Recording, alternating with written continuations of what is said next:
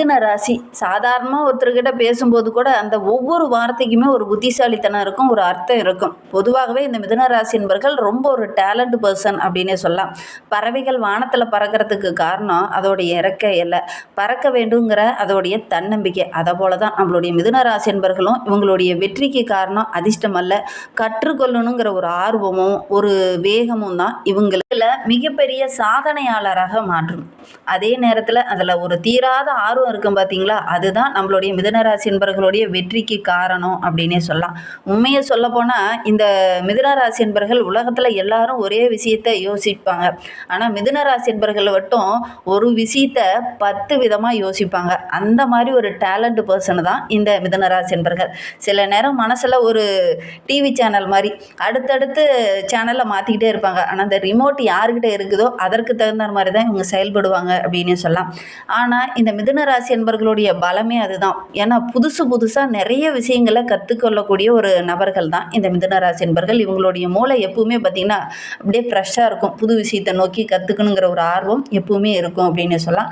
மனிதர்களாகட்டும், மற்ற தொழிலாகட்டும், ஒரு வியாபாரமாகட்டும், எல்லாத்தையுமே ஒரு புது அனுபவத்தோடு கற்றுக்கொள்ளக்கூடிய ஒரு ஆர்வமுள்ள ஒரு நபர்கள். இயற்கையாகவே இவங்களுக்கு நிறைய விஷயங்கள் கற்றுக்கணுங்கிற ஒரு ஆர்வம் இருக்கும். 1க்கு 10 தொழில் செய்யலாம், 10 விதமான விஷயங்களை கற்றுக்கலாம் அப்படிங்கிற ஒரு ஆர்வம் இயல்பாகவே இந்த மிதுனராசி என்பவர்கிட்ட இருக்கும் அப்படின்னே சொல்லலாம். கூட்டத்துக்குள்ளே எங்கே போனாலும் பார்த்திங்கன்னா 5 நிமிஷம் எல்லாரையும் அப்படியே பழகி கலகலன்னு பேச சிரிக்க வச்சுருவாங்க இந்த மிதுனராசி என்பர்கள் அப்படின்னே சொல்லலாம். ஏதோ பல வருடமாக பழகின ஒரு நபர்கிட்ட பேசுகிற மாதிரி பேசுவாங்க. எந்த இடத்துக்கு போனாலும் அந்த மாதிரி இயல்பாக எல்லாருக்கிட்டையும் பழகி அவங்களுடைய மனதை கவர்ற மாதிரி பேசக்கூடிய ஒரு நபர்கள் தான் இந்த மிதுனராசி என்பர்கள் அப்படின்னு சொல்லலாம். 1 மணி நேரத்தில் அங்கே இருக்கிற அத்தனை பேர்த்தோடைய மனதையும் கவர்ந்துருவாங்க. ஏன்னா இங்கே ஆளக்கூடிய கிரகமே புதன். அதனால் நல்ல ஒரு பேச்சாற்றல் உடைய ஒரு நபர்களாக தான் இந்த மிதுனராசி என்பர்கள் இருப்பாங்க அப்படின்னே சொல்லலாம். ஒரு கேள்வி கேட்டால் 10 பதில் சொல்லுவாங்க. அதுவும் டிஃப்ரெண்ட்டாக பதில் சொல்லுவாங்க இந்த மிதுனராசி என்பர்கள் அப்படின்னு சொல்லலாம். அந்த பதிலுக்கு பின்னாடி என்ன காரணம் இருக்குது, என்ன வரலாறு இருக்குது, எதிர்காலத்தில் என்னெல்லாம் செஞ்சால் அது இன்னும் சிறப்பாக இருக்கும் அப்படிங்கிறத பற்றிலாம் நிறைய விஷயங்கள் பேசுவாங்க இந்த மிதுனராசி என்பர்கள் அப்படின்னு சொல்லலாம். அதனால தான் சில நேரம் பார்த்திங்கன்னா இவங்களுக்கு நண்பர்கள் இவங்ககிட்ட போய் ஒரு அட்வைஸ் கேட்கலாம் அப்படிங்கிற மாதிரி நிறைய நண்பர்கள் இவங்களை சுற்றிக்கிட்டே இருப்பாங்க. ஏன்னா இவங்க தான் நல்ல டேலண்ட்டு, நல்ல ஒரு சிந்தனையாளர்களாக இருப்பாங்க. இந்த நடைமுறைக்கு ஏற்ற மாதிரி நிறைய ஐடியாக்களை சொல்லக்கூடிய ஒரு நபர்களாக இந்த மிதுனராசி நண்பர்கள் இருக்கிறதுனால எல்லா விஷயமும் இவங்ககிட்ட கேட்டால் தெரியும் அப்படிங்கிற மாதிரி நிறைய நண்பர்கள் இவங்ககிட்ட கால் பண்ணியோ அல்லது அட்வைஸோ கேட்பாங்க அப்படின்னு சொல்லலாம். அறிவு வளரணும் அப்படின்னா நிறைய கேள்விகள் கேட்கணும். ஆனால் இந்த மிதுனராசி என்பர்கள் இவங்கள மாதிரி யாரும் கேள்வியே கேட்க முடியாது. அந்த மாதிரி எதை எடுத்தாலும் கேள்வியாக கேட்கக்கூடிய ஒரு நபர்கள் தான் இந்த மிதுனராசி என்பர்கள். உங்களுடைய வீட்டில் மிதுனராசி என்பர்கள் இருக்காங்க அப்படின்னா அவங்களும் இந்த மாதிரி தான் கேள்வியாக கேட்டுட்டு இருக்காங்களா அப்படிங்கிறத மறக்காமல் எங்களுடைய கமெண்ட் பாக்ஸில் தெரிவிங்க. ஒரு விஷயம் மட்டும்தான், இவங்களுக்கு சில நேரம் பார்த்திங்கன்னா மனசு ஒரு இடத்துல இருக்காது. ஒன்று கனவு காணும் அல்லது நாளைக்கு என்ன பண்ணலாம் அப்படிங்கிற மாதிரி யோசனை இருக்கும். ஒன்று பார்த்திங்கன்னா திட்டமிட்டு செயல்படுவாங்க, வேறு அடுத்த நாளில் என்ன பண்ணலாம் அப்படிங்கிற மாதிரி இருக்கும். இன்றைக்கி நம்ம பிளான் பண்ணி எக்ஸிக்யூட் பண்ணிட்டோம்னா அடுத்த நாள் நம்ம என்ன பண்ணலாம் அப்படிங்கிற மாதிரி யோசிப்பாங்க இந்த மிதுனராசி என்பர்கள் அப்படின்னு சொல்லலாம். நல்ல நல்ல வாய்ப்புகள் இவங்களை தேடி வரும். ஆனால் அந்த வேலையை முழுசாக முடிக்காமல் பாதியிலே விட்டுட்டு அடுத்த வேலையை தொடரக்கூடிய ஒரு நபர்களை இந்த மிதுனராசி என்பர்கள் இருப்பாங்க அப்படின்னு சொல்லலாம். உங்களுடைய திறமையை நாங்கள் குறைய சொல்லலைங்க, ரொம்ப டேலண்டான ஒரு பர்சன் தான். ஆனால் எந்த வேலையுமே கொஞ்சம் முழுமையாக முடிக்காமல் அடுத்தடுத்த வேலைகளை நோக்கி பயணிப்பீங்க. சரி இதெல்லாம் லாபம் கிடைக்கல, அடுத்த தொழில், அடுத்த வியாபாரம், அடுத்த இலக்கு அப்படின்னு அடுத்தடுத்த விஷயங்களை கற்றுக்கிட்டு போயிட்டே இருப்பீங்க. வேலையை கூட பார்த்திங்கன்னா ஒரு 20-25 வயசுக்குள்ளேயே 2-3 வேலை மாற்றிருப்பீங்க. உண்மையா இல்லையா அப்படிங்கிறத மறக்காமல் எங்களுடைய கமெண்ட் பாக்ஸில் இந்த மிதுனராசி என்பர்கள் பார்த்துட்டு இருக்கீங்க அப்படின்னா தெரிவிங்க. ஏன்னா நீங்கள் சாதிக்கக்கூடிய ராசி. உங்களால் ஒரு இடத்துல கொஞ்ச நேரம் கூட சும்மா இருக்கவே முடியாது. அடுத்து நம்ம என்ன பண்ணலாம், என்ன செய்யலாம் அப்படிங்கிற மாதிரி தான் யோசிப்பாங்க இந்த மிதுனராசி என்பர்கள் அப்படின்னு சொல்லலாம். இவங்களுக்கு ஆனி மாத கிரக அமைப்புகள் எப்படி இருக்குது, ஆனி மாதத்தில் என்னென்ன மாற்றங்களை இவங்க சந்திக்க போகிறாங்க, என்னென்ன விஷயங்கள்லாம் அவங்களுக்கு சாதகமாக இருக்க போகுது, என்னென்ன விஷயங்கள்லாம் பாதகமாக இருக்க போகுது அப்படிங்கிறத தொடர்ந்து பார்க்கலாம். நீங்கள் இப்போ தான் ஃபஸ்ட் டைமாக நம்ம சேனலில் பார்க்குறதா இருந்தால் நம்ம சேனலை சப்ஸ்கிரைப் பண்ணிக்கோங்க. கூடவே இருக்கிற பெல் ஐக்கானையும் கிளிக் பண்ணிக்கோங்க. அப்போ தான் நாங்கள் போடுற ஒவ்வொரு வீடியோவுமே உங்களுக்கு நோட்டிஃபிகேஷனாக வரும். நீங்கள் மிதுனராசி என்பராக இருந்தால் மறக்காமல் நம்மளுடைய சேனலுக்கு லைக் கொடுத்துட்டு உங்களுடைய உறவுகள் வகையில், நண்பர்கள் வகையில் யாராவது மிதுனராசி என்பர்கள் இருக்காங்க அப்படின்னா மறக்காமல் இந்த வீடியோவை அவங்களுக்கும் ஷேர் பண்ணிவிடுங்க. மிதுனராசியில் நீங்கள் எந்த நட்சத்திரத்தில் பிறந்தீங்க அப்படிங்கிறத மறக்காமல் எங்களுடைய கமெண்ட் பாக்ஸில் தெரிவிங்க. ஜோதிட ரீதியாக ஏதாவது சந்தேகம் இருக்குது அப்படின்னா டிஸ்கிரிப்ஷனில் நம்பர் கொடுத்துருக்கோம், அந்த நம்பருக்கு கான்டாக்ட் பண்ணுங்கள். உங்களுடைய ஜனன ஜாதகத்தை பார்க்கணுன்னா கூட இந்த நம்பருக்கு கால் பண்ணுங்கள். நம்மளுடைய மிதுன ராசி அப்படிங்கிறதே ஒரு புத்தகம் மாதிரி. ஒவ்வொரு நாளும் புதுசாக அந்த பக்கத்தை திருப்பி பார்க்குற மாதிரி தான் செயல்படுவாங்க. புதுசாக ஒரு விஷயத்த ஒவ்வொரு நாளையிலும் ஒவ்வொன்று கற்றுக்குவாங்க. இவங்களுடைய மனசு அப்படிங்கிறது குழந்த மாதிரி. சீக்கிரமாக கோபம் வந்துடும், சீக்கிரமாக மறந்துடுவாங்க. யாரையுமே நீண்ட நேரம் இவங்களால வெறுக்கவோ அல்லது நீண்ட நேரம் கோபமாகவோ இவங்களால இருக்க முடியாது. இதுதான் இவங்களுடைய அழகு அப்படின்னே சொல்லலாம். அடுத்த செகண்டே அந்த கோபத்தை மறந்துட்டு அவங்கக்கிட்ட போய் சின்ன பிள்ளை மாதிரி பழகுவாங்க, பேச ஆரம்பிச்சிருவாங்க இந்த மிதுனராசி என்பர்கள் அப்படின்னு சொல்லலாம். சிரிப்பால் பல நேரம் மற்றவங்களுடைய கவலையை மறக்க செய்வாங்க. நகைச்சுவையாகவும் பேசக்கூடிய ஒரு நபர்கள் தான் இந்த மிதுனராசி என்பர்கள் அப்படின்னே சொல்லலாம்.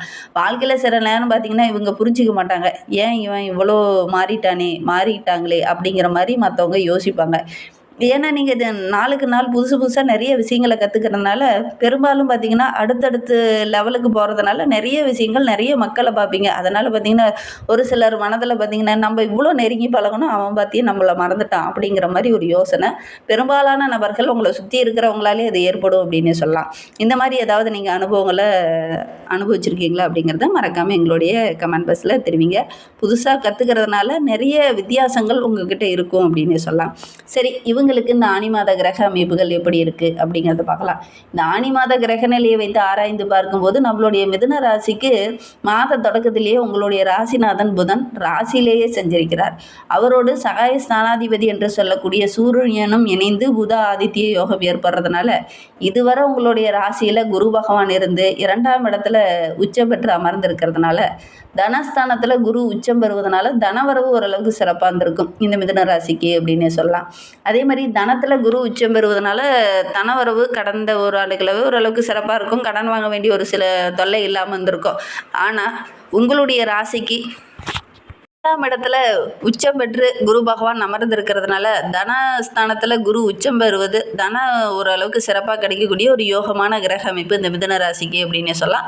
பண வரவு ஓரளவுக்கு சிறப்பாக இருக்கும். குடும்பத்தில் எந்த காரியம் சுபகாரியம் தள்ளி போயிட்டே இருந்ததோ அந்த சுபகாரியம் நடக்கக்கூடிய ஒரு யோகமான கிரக அமைப்பு இந்த மிதுன ராசிக்கு அப்படின்னே சொல்லலாம். கடந்த ஓராண்டுகளாகவே கொடுக்கல் வாங்கலில் ஒரு சில இடர்பாடுகள், சின்ன சின்ன பிரச்சனை, வாக்குவாதம், இந்த மாதிரி நிறைய விஷயங்களை அனுபவிச்சுட்டு இருந்திருப்பீங்க. அந்த பிரச்சனை எல்லாமே வருகின்ற நாட்களில் ஒவ்வொன்றா சரியாகும். குறிப்பாக இந்த ஆனி மாதத்தில் சரியாகக்கூடிய யோகம் இருக்குது இந்த மிதுன ராசிக்கு அப்படின்னு சொல்லலாம். ஆனி மாதம் 5 அல்லது 6ஆம் தேதியில் பார்த்திங்கன்னா நம்மளுடைய ரிஷபராசிக்கு செவ்வாய் செல்ல இருக்கிறார். உங்களுடைய ராசிக்கு 6, 11 அந்த இடத்துக்கு அதிபதியானவர் செவ்வாய். அவர் லாபஸ்தானத்தில் லாபாதிபதியாக அமரும்போது விரயஸ்தானத்துக்கு வரும்போது விரயம் கொஞ்சம் அதிகமாகும். வரவை காட்டிலும் செலவுகள் கொஞ்சம் கூடுதலாக வரும். சுப செலவு கொஞ்சம் நீங்கள் செஞ்சுக்கிறது நல்லது. இல்லை அப்படின்னா தேவையில்லாத விரயங்கள் வர்றதுக்கான ஒரு சூழ்நிலை இருக்குது. அதனால் கொஞ்சம் சுப விரயம் சுபகாரியெல்லாம் நடக்கிறதுக்கு கூடி வந்தது அப்படின்னா நீங்கள் வீட்டில் கொஞ்சம் சுப விரயம் செஞ்சுக்கிறது நல்லது. நிலம் வாங்குறது, வீடு கட்டுறது, வண்டி வாகனம் வாங்குறது, இந்த மாதிரி விஷயங்களில் நீங்கள் கொஞ்சம் ஈடுபடுறது ரொம்ப நல்லது அப்படின்னே சொல்லலாம். குடும்ப தேவைகளை இந்த காலகட்டத்தில் பூர்த்தி செய்வீங்க. அதே மாதிரி இந்த பத்திரப்பதிவுலாம் செய்யும்போது அதெல்லாம் கரெக்டாக இருக்கா அப்படிங்கிறத ஒரு முறைக்கு 2 முறை டாக்குமெண்ட்டை நல்லா படித்து பார்த்துட்டு அதுக்கப்புறம் நீங்கள் கையெழுத்து போடுங்க. உத்தியோகத்தில் இருக்கிறவங்க கொஞ்சம் கடினமாக உழைக்க வேண்டிய ஒரு சூழ்நிலை தான். இந்த சோதனை காலம் ஒரு பக்கம் முடிஞ்சாலும் இந்த சாதனை காலம் வர்றதுக்காக ஒரு சில இடையூறுகள் வரும். அதனால் நீங்கள் கொஞ்சம் கூடுதலாக உழைப்பை போட வேண்டிய ஒரு சூழ்நிலை தான். மற்றபடி பெருசாக பாதிப்பு எதுவும் ஏற்படாது. உங்களுடைய தசாபத்தி இன்னும் சிறப்பாக இருந்தது அப்படின்னா நல்ல ஒரு யோகமான பலன் தான் நம்மளுடைய மிதுன ராசிக்கு அப்படின்னே சொல்லலாம். ஆனி மாதம் 21லேருந்தே பார்த்திங்கன்னா நம்மளுடைய சிம்ம ராசிக்கு சுக்கிரன் செல்ல இருக்கிறார். நம்மளுடைய மிதுன ராசிக்கு பஞ்சம விரையாதிபதி சுக்கிரன். அவர் சகாயஸ்தானத்தில் வரும்போது பிள்ளைங்களுடைய கல்யாணம் கனவு நனவாகும். அதே மாதிரி இந்த காலகட்டத்தில் பெருசாக ஒரு தொகையை செலவு செய்ய வேண்டிய ஒரு சூழ்நிலை பெரும்பாலும் இந்த மிதுன ராசி என்பவர்களுக்கு ஏற்படும். குறிப்பாக பிள்ளைங்களுடைய மேல் படிப்புக்காகவோ அல்லது அவங்களுடைய கல்யாணத்துக்காகவோ அல்லது அவங்களுடைய தொழிலுக்காகவோ கொஞ்சம் எக்ஸ்ட்ரா செலவு செய்ய வேண்டிய ஒரு சூழ்நிலை இருக்குது. லோன் போட்டு அவங்களுக்கு ஏதாவது பெருசாக ஒரு தொகையை செலவு செய்வீங்க. அதன் மூலிமா கொஞ்சம் செலவுகள் வரதுக்கான ஒரு சூழ்நிலை இருக்குது. நீங்கள் இந்த மாதிரி சுப விரயம் செஞ்சுக்கிறது இந்த மிதுன ராசிக்கு இந்த காலகட்டத்தில் ரொம்ப நல்லது அப்படின்னு சொல்லலாம். பிள்ளைங்களுடைய கல்விக்காகவோ அல்லது அவங்களுடைய தொழிலுக்காகவோ அவங்களுடைய திருமண வாழ்க்கைக்காகவோ இந்த மாதிரி எதுலையாவது நீங்கள் செலவு சுப விரயம் செஞ்சுக்கிறது ரொம்ப நல்லது அப்படின்னு சொல்லலாம். புதுசாக ஒரு சில முயற்சியில் ஈடுபடுவீங்க. ஒரு சிலர்லாம் புதுசாக தொழில் தொடங்குவீங்க. ஒரு சிலர்லாம் புதுசாக வீடு கட்ட ஆரம்பிப்பீங்க. இந்த மாதிரி விஷயங்களை செய்கிறது ரொம்ப நல்லது அப்படின்னு சொல்லலாம். பூர்வீக சொத்து சம்பந்தமான பிரச்சனை ஒரு முடிவுக்கு வந்தாலும் இந்த பாக பிரிவினை சம்பந்தமான சின்ன சின்ன பிரச்சனைகள், பாகங்களில் சின்ன சின்ன குறுக்கீடுகள் இதெல்லாம் வர்றதுக்கான சூழ்நிலை இருக்குது. இந்த மாதிரி விஷயங்களில் இருக்கக்கூடியவங்க கொஞ்சம் யோசித்து செயல்படுங்க. சகோதரரால் சகோதரியால் சின்ன சின்ன வாக்குவாதங்கள் வரதுக்கான ஒரு சூழ்நிலை இருக்குது. அவங்க மூலிமா ஏதாவது சின்ன சின்ன பேச்சுவார்த்தைகள் நடக்கும். அதன் மூலிமா ஒரு சில மன கஷ்டப்படுற மாதிரி ஒரு சில விஷயங்கள் வரதுக்கான சூழ்நிலை இருக்குது. கொஞ்சம் பேச்சில் நிதானம் இருக்கட்டும். சகோதரிகிட்ட அல்லது சகோதரர்கிட்ட பேசும்போது கொஞ்சம் கவனமாக பேசுங்க. தடிமனான வார்த்தைகளை யாருக்கிட்டையும் அதிகம் பயன்படுத்த வேண்டாம்.